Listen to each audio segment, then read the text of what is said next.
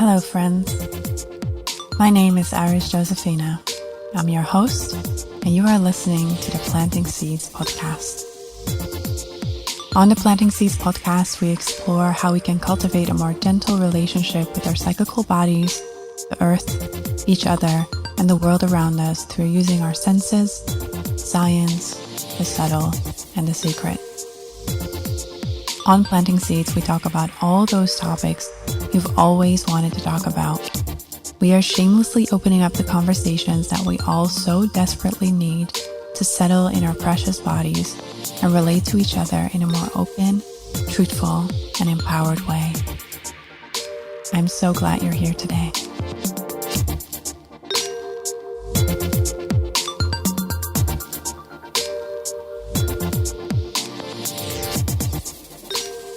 Hey everyone, welcome at a new episode of the Planting Seeds podcast. Today I have a very special guest with me, all the way from Australia. Her name is Lauren Curtin, and she's a registered Chinese medicine practitioner, women's health-focused acupuncturist, and herbalist living in Australia. She has centered her career around supporting women in person and online to navigate their hormones, menstrual cycles, and fertility, using a combination of education, acupuncture, herbal medicine, nutrition, and lifestyle support. Lauren believes every woman has the right to know her body and how it works, and what she can do to optimize her reproductive system and whole body health. Lauren has seen firsthand with her patients the dramatic improvements that can be made to the reproductive health through simple, inexpensive, non-invasive techniques, and she firmly believes symptomatic periods and menstrual cycles can be a thing of the past, and we can embody a thriving, fertile life. Welcome to the show, Lauren. Thank you so much for having me, Iris. It's lovely to be here. So you are a Chinese medicine practitioner and an acupuncturist. Maybe we can start a little bit with how you got into this work. Sure. So I'm actually one of those people that really stumbled into Chinese medicine. So a lot of people, when they begin studying Chinese medicine, they have had it growing up or they've had it at some point in their life and it really helped them and it sparks that curiosity to then go on and study it.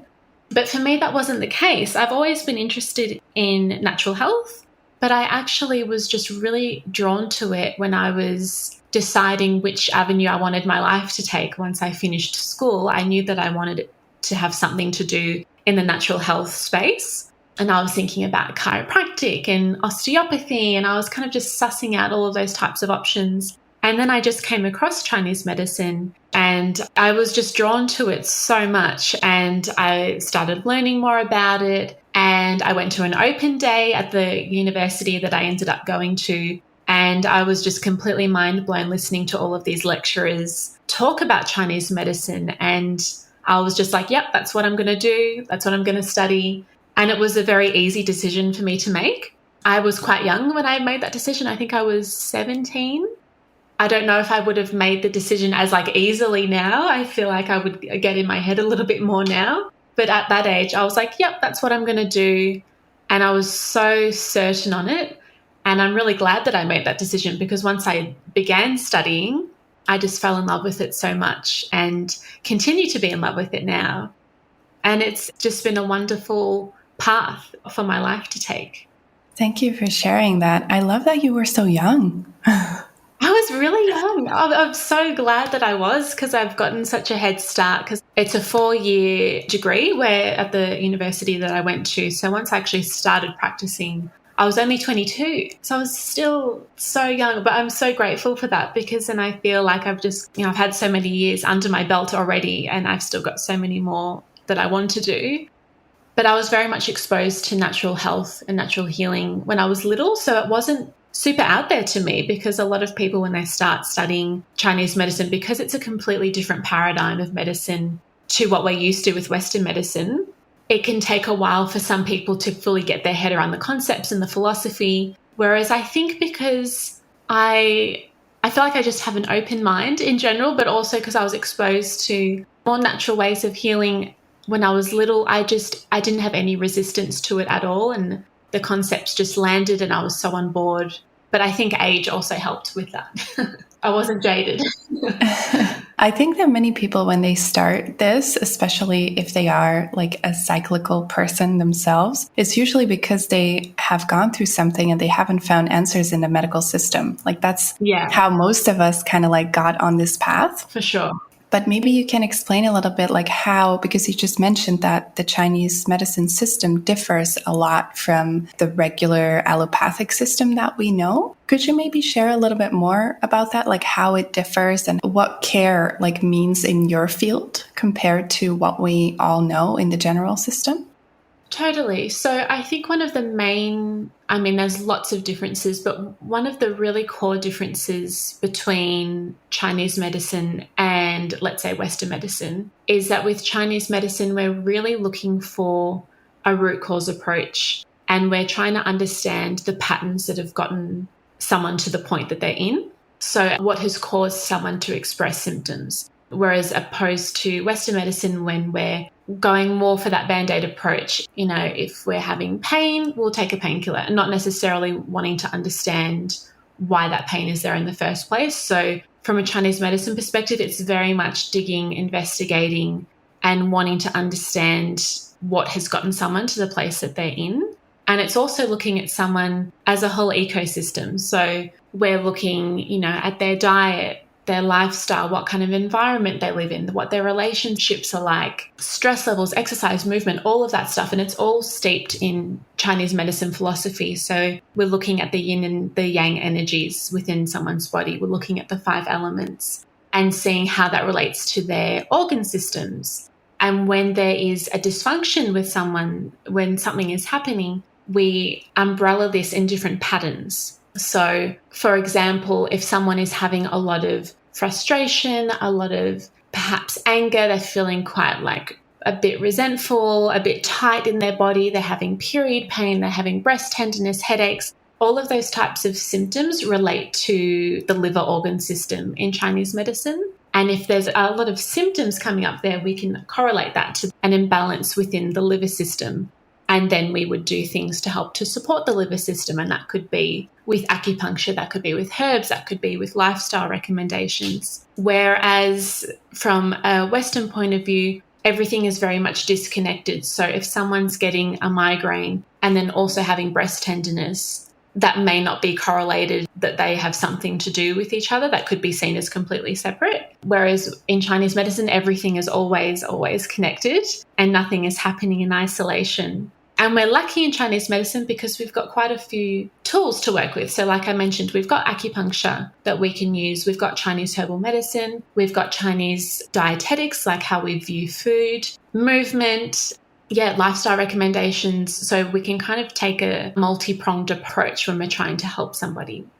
It all sounds so incredibly logical. It's very logical. That's the thing, because it's, not always, but sometimes I might come across somebody that thinks that Chinese medicine is a bit out there or it's a bit woo-woo or, something like that. And it's like, it's actually very logical and very systematized. Like you very much follow a formula almost to treat somebody, and it's like there's a path to follow. That's the amazing thing. It's very organized, and there's a clear framework that you're working within when you're trying to support somebody. So in that sense, I find it incredibly logical. And then there is also the esoteric side of things with acupuncture, which is really, really beautiful. And there's also many different schools of thought within Chinese medicine and many different ways to actually practice it. So one practitioner might have really learnt within one school of thought, and then another practitioner might be, working from different types of teachings. So practitioners can also really differ in their approach, but there's always that similarities that cross over that any practitioner would understand if they were talking to each other, that they would still be on the same page.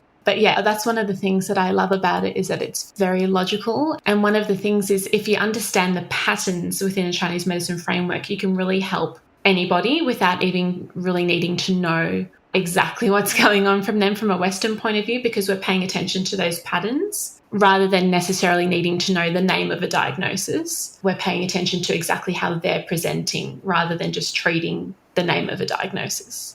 It sounds like it's also quite a bio-individual approach, that you're really looking at, okay, what's going on for this person in their body? Yes. And then within the framework, take it from there. Absolutely. So that's actually a really great point, because every treatment within Chinese medicine is always customized to the person. So if I had two different women come in and see me, both having period pain, they could both receive completely different acupuncture treatments and completely different herbal formulas, depending on what's going on for them.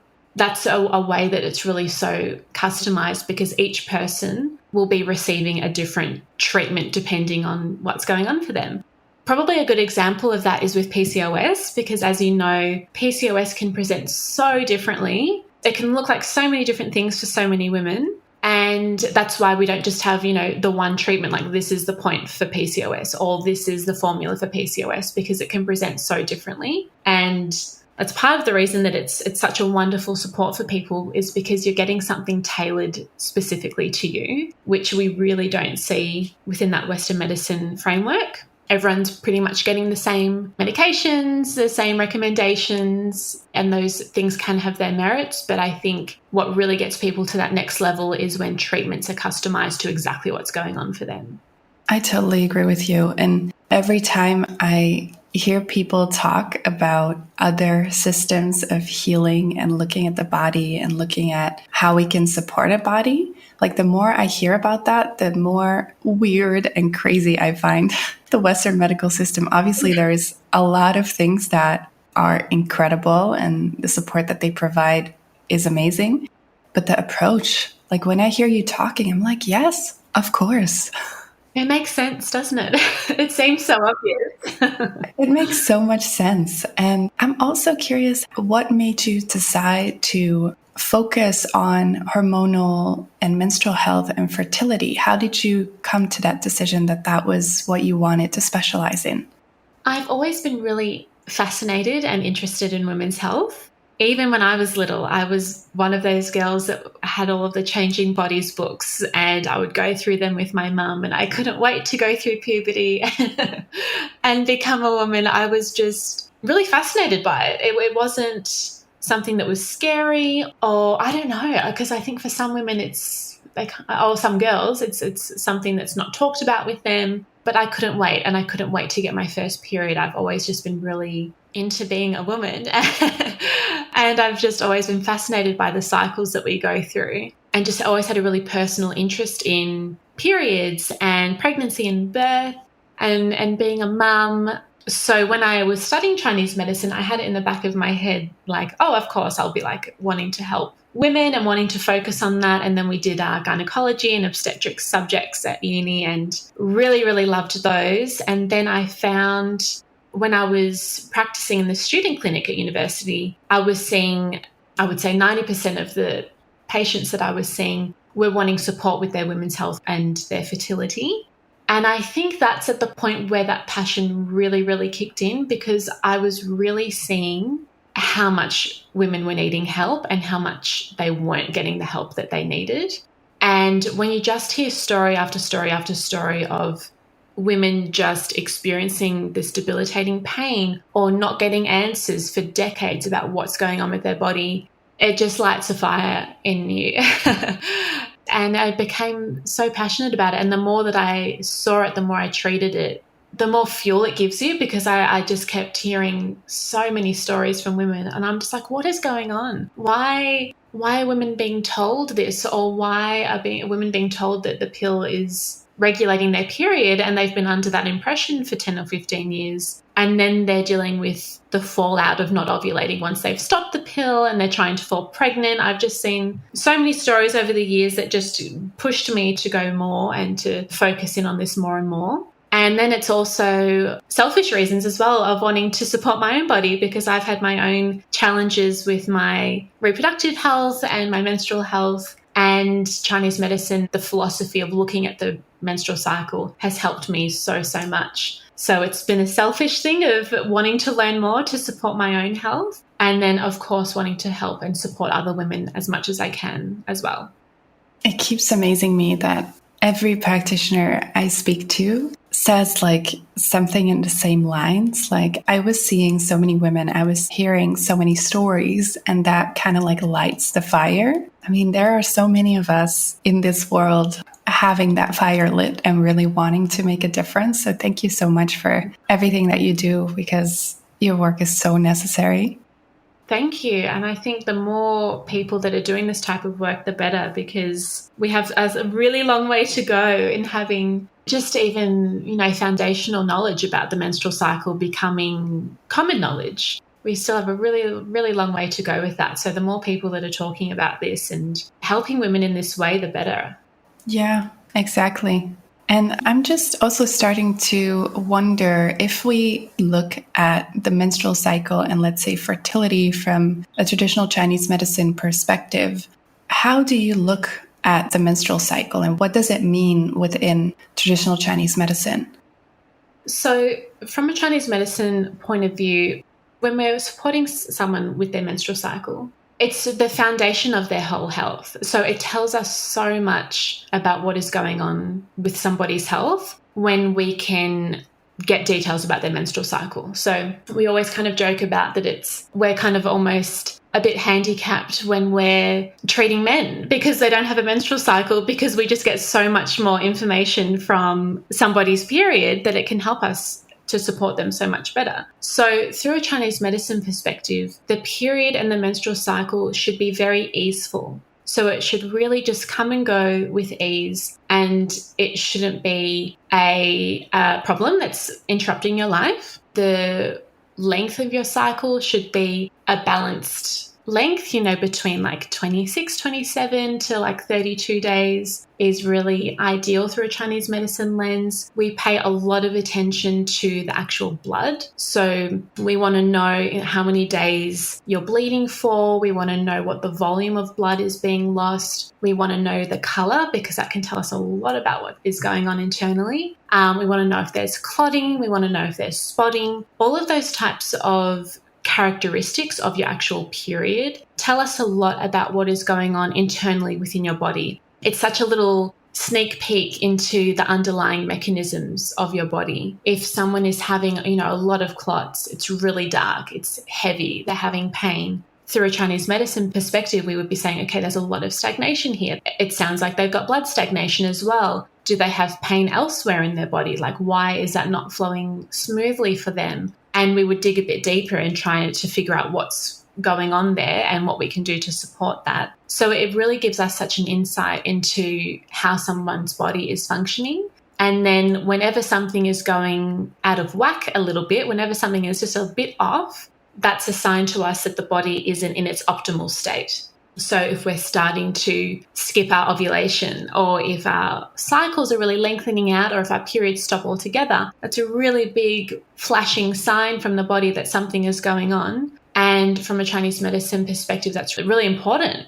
And it's a way, when we have our period, to be moving energy through our body as well. And it's how our liver qi moves through our body. And if we're skipping our period, like on the pill, and we're not having that bleed regularly, that might be causing some liver stagnation in their body. So it really is a beautiful insight into how someone's body is working. And it's like how they say that it's like your report card as to how things are going. Because as soon as something is off with your food or stress levels or sleep, it's going to show up in your menstrual cycle and your period.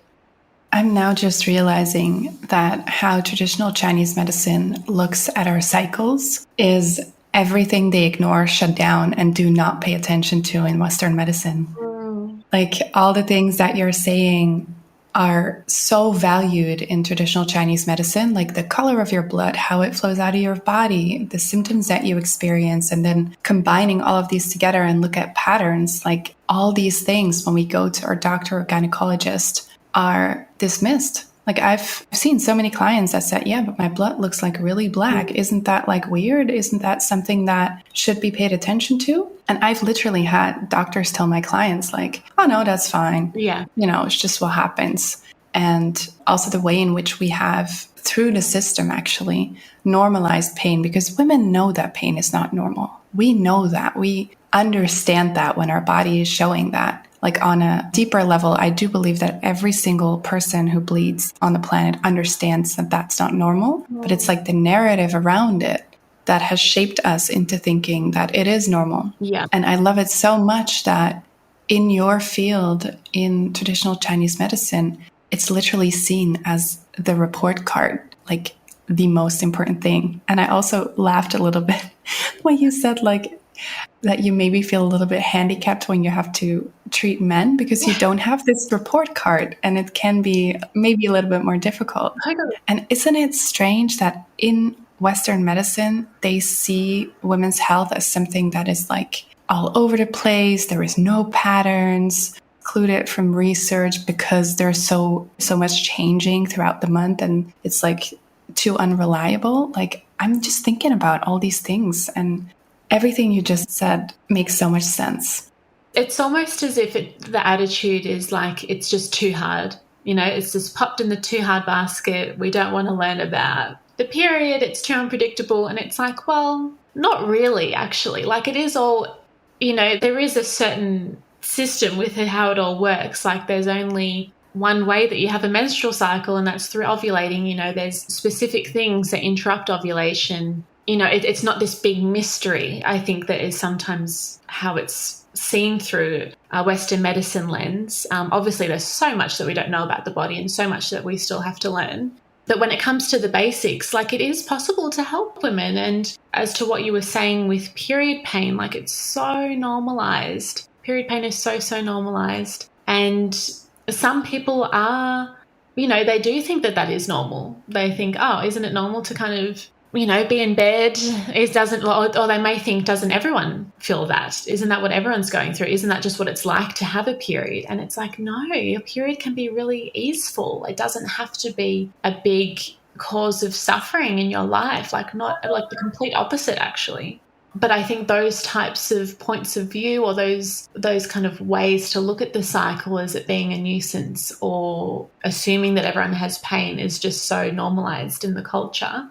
And then that gets passed down through the generations. And then we're in this bit of a mess that we're in with women's health, with, you know, rates of everything increasing, like PCOS and endo, like everything is kind of increasing at the moment, which is really going to show that we need a lot of support, and there's a lot of education that just isn't happening and isn't in that public consciousness, or we're not approaching it in the right way. That, you know, drugs and surgery is the only way. Sometimes drugs and surgery need to be a part of the way, but there's also so much more that you can do on top of that to support everything that's going on. I couldn't agree more with you.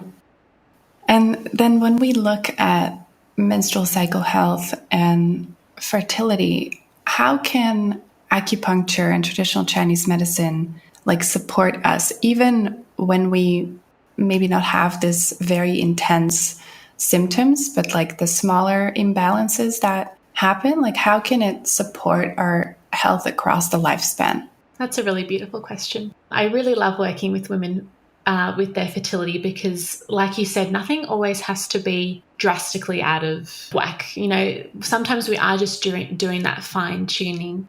And through a Chinese medicine lens, we really see fertility as like nourishing the soil. Like, we really want to be in our best health possible going into a pregnancy. So that's something that I really try to emphasize with a lot of my patients, is like, okay, the goal isn't just falling pregnant and having a baby. The goal is to try and become as healthy as we can, so that we're bringing forth the best essence for our future baby, and so that they can be as healthy as possible, and so that we can recover as best as possible postpartum as well.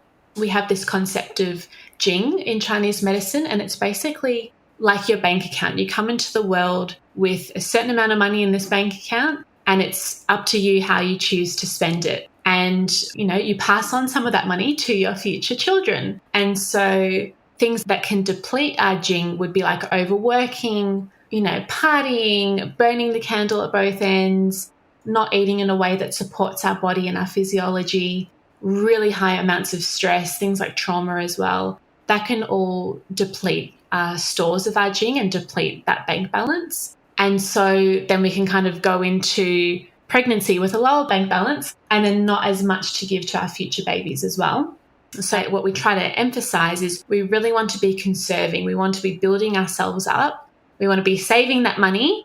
We don't want to be burning the candle at both ends. You know, we want to be living in a way that's quite harmonious with our bodies and our life, so that we have that essence and that life force to give forward to our baby, and so that they can have an amazing life, and so that we can recover really well postpartum.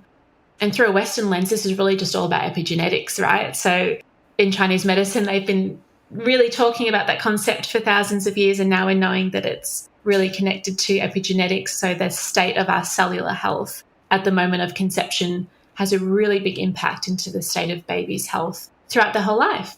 Of course, there's other things that can influence it, but we want to try and be as healthy as we can and have our cycle as optimal as we can going into pregnancy, and to help to support our fertility as well. So I think a big part of it in terms of how Chinese medicine can help fertility is the lifestyle piece. I really spend a lot of time trying to educate my patients and women about how we can get into that really great state before falling pregnant in that preconception time.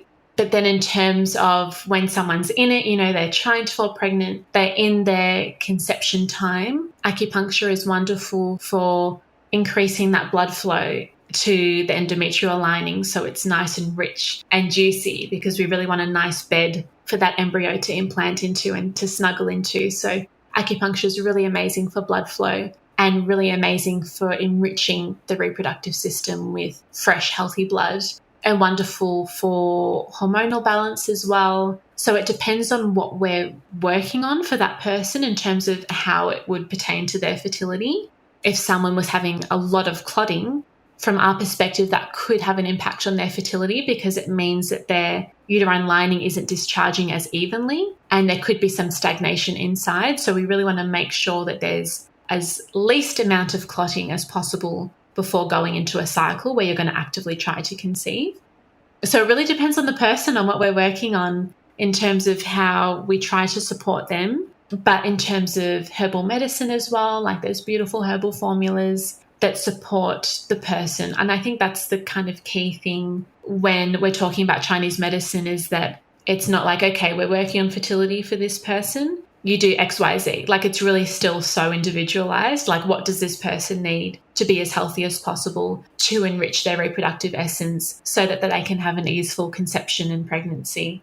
So it still remains so individualized with fertility as well.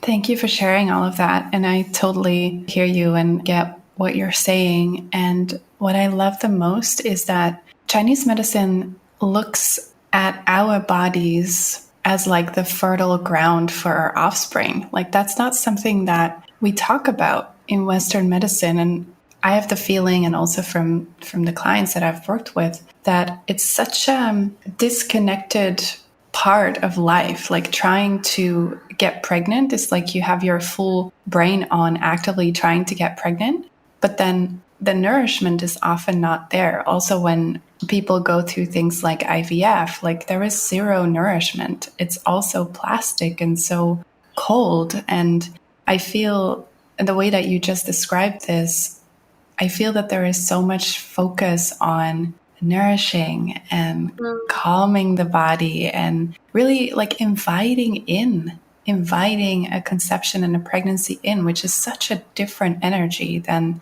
the clinical cold ways in which we look at it in the Western medicine system. And it's a very different energy of trying to receive a baby and open yourself to a baby and forcing it to happen. Yes. You can still be open and receiving with IVF, but just mentally there's a difference between, okay, we need to make this happen. Why isn't it happening? And holding on really, really tightly and trying to, make it happen, compared to, doing what you can to support your health.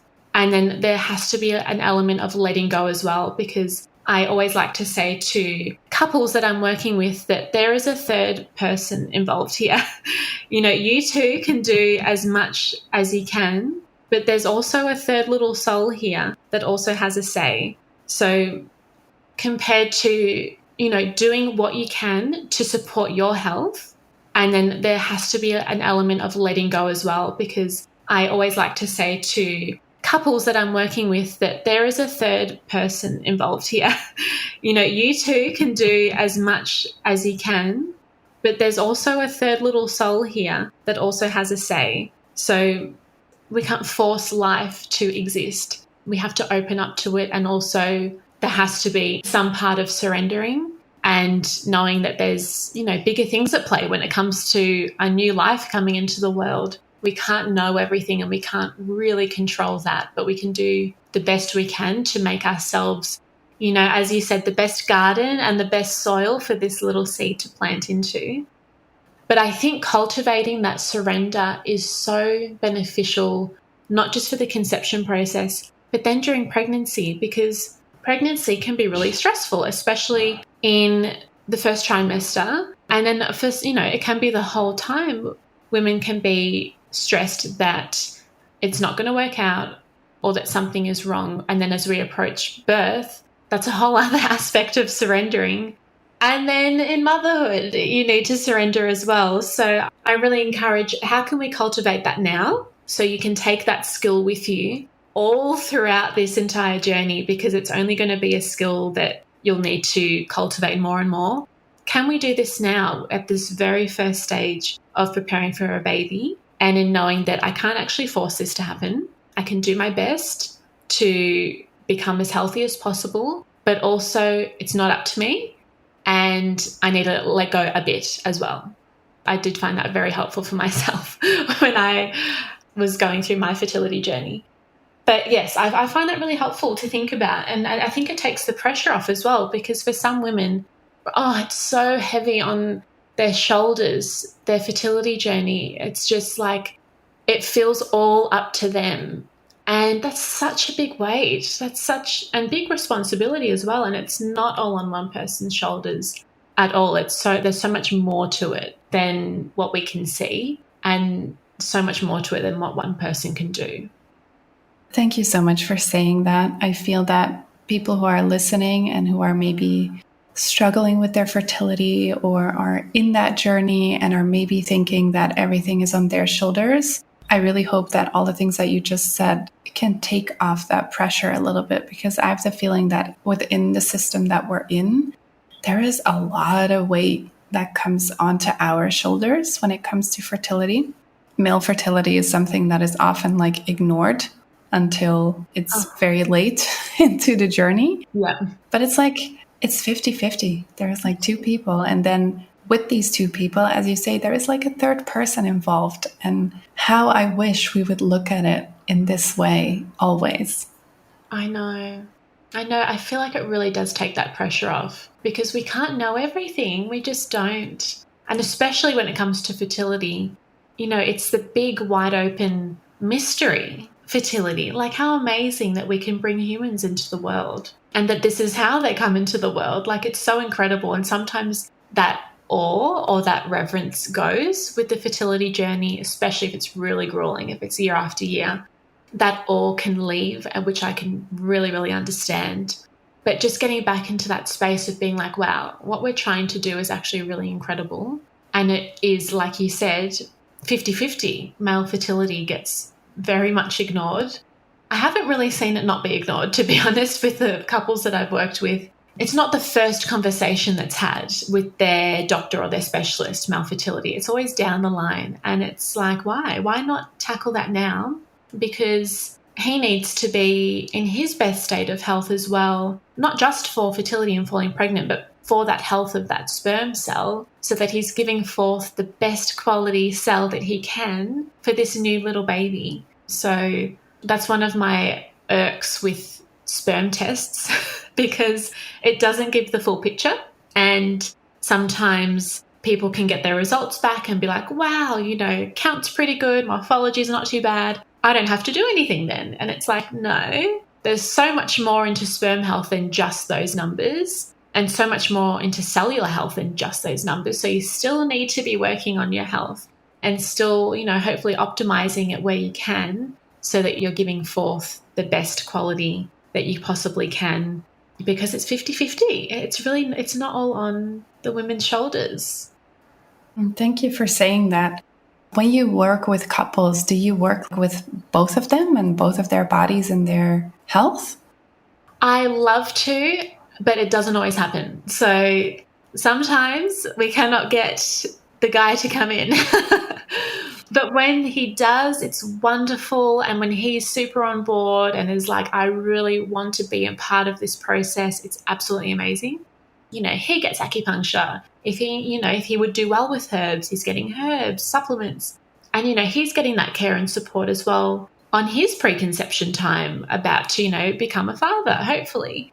So, but that does happen way less than I would like. A majority of the time, I'm just working with women. I have worked with couples together as well, but sometimes it's just hard to get the other partner to come in. I so much wish it was different. I know. I'm like, please get him in. I really want him to come in as well, because it's good for them to hear the conversations as well, because, sometimes I'll be explaining to a woman, this XYZ is really supportive for sperm health. And she's like, I wish you could just be telling this to him. And, she's having to relay all of this information herself, which she may not, fully understand. And it's like, it would be so much easier if he could just come in and I could talk to him. But we do the best that we can. But to their credit, a lot of guys do come in and have a really open mind. But it's definitely the minority, unfortunately. But hopefully that changes at some stage. Let's do a little call in this podcast. If there's any men listening or people who are like in a relationship with men, show them this podcast, especially if you're trying to get pregnant. Exactly. And, if we're working on sperm health, we're trying to, get that testosterone going, get the sperm numbers high, get the sperm count high. Like, who wouldn't want that? I think that should be a nice motivator for them to come in and get some support as well.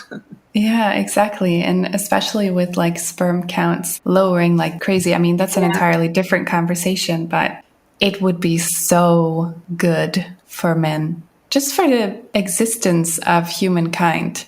Yeah, it would be great to keep that going.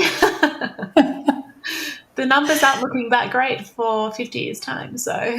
No, not at all. Another way where it's not all on our shoulders. We still need the guys to be a part of this and a part of the conversation. Exactly. I couldn't agree more with that. Before we close off, Lauren, are there any pieces of wisdom that you want to share with people regarding their menstrual health or even their fertility or pregnancy journey? Is there any last words that you really want to share with people? I would say that if you're feeling a bit lost on where to get started, if you're like, okay, I'm hearing that my cycle is important, I'm hearing that I should pay attention to it, what do I do with that? The very best thing that you can do is start paying close attention with what your cycle is doing and start making notes, start collecting this data, because this is the information that you can bring to a practitioner, to your doctor, to whoever you choose to work with, and have really concrete facts to show them, which just makes it so much easier, so much more helpful. And it helps you to see what's going on with your body. So really start paying attention to the length of your cycle. Start paying attention to your ovulation. Really pay close attention to those period characteristics that we were chatting about earlier. So how many days you bleed for, what's the volume, how many pads are you going through, or how many times are you emptying your menstrual cup? Do you notice clots in your period? What color are they? Do you get spotting? How many days is it? What color is that spotting? Is it lighter or darker than the rest of your period? Start paying attention to these things, start noting them down, and then you've got a really great framework and base to then launch off. So if you bring in a new modality into your life, if you start doing acupuncture, or if you switch up the way that you're choosing to nourish yourself, then you can then refer back to those cycle characteristics and be like, okay, what changed? Oh, I had less clotting this cycle. That's interesting. Oh, it's a bit of a different color, slightly less volume. Start paying attention to it in that way, and that'll really help to be your guidepost. And then you'll always know if something is working for you or not working for you. If you start a new way of nourishing yourself and your ovulation is delayed, you know that that's not exactly working for you. So you can use that as your roadmap. And the first way to really do that is to start paying attention to all of those little signs that we see throughout the cycle and then during the actual period. And then you've got a really solid foundation to then move forth from. Thank you so much for sharing that. And if people want to find you or follow you on social media, what is the best place to look for you? Sure. So my Instagram is just at Lauren Curtin. So just my name. And that's where I am most of the time. And my website is just laurencurtin.com. So it's nice and simple. And if any of this has resonated with you, feel free to send me a message and we can chat about it more. And you do work in person, but also online, right? I do. Currently, right now, I'm not, as I'm on maternity leave, but I'm working on some projects behind the scenes that will be available for people very soon. Amazing. Thank you so much for coming on the show and sharing all of your wisdom. It was so inspiring to me to listen to everything that you said. And I really hope that people who listen to this podcast will feel inspired as well to take care of their health, encourage their partners to take care of their health, and also make sure that by doing that, if they decide to become parents, they also pass that on to their little ones. Thank you. And thank you so much for having me on your show, Iris. You're so welcome. Thank you so much for listening. If you enjoyed this episode and you'd like to help support the podcast, please share it with others, with your friends, with your family, post about it on social media, or leave a rating or a review on all the platforms. To catch all the latest news from me, you can follow at the Planting Seeds podcast on Instagram or at Cycleseeds on Instagram, or you can go to my website www.cycleseeds.com. Thank you again so much, and I'll see you next time.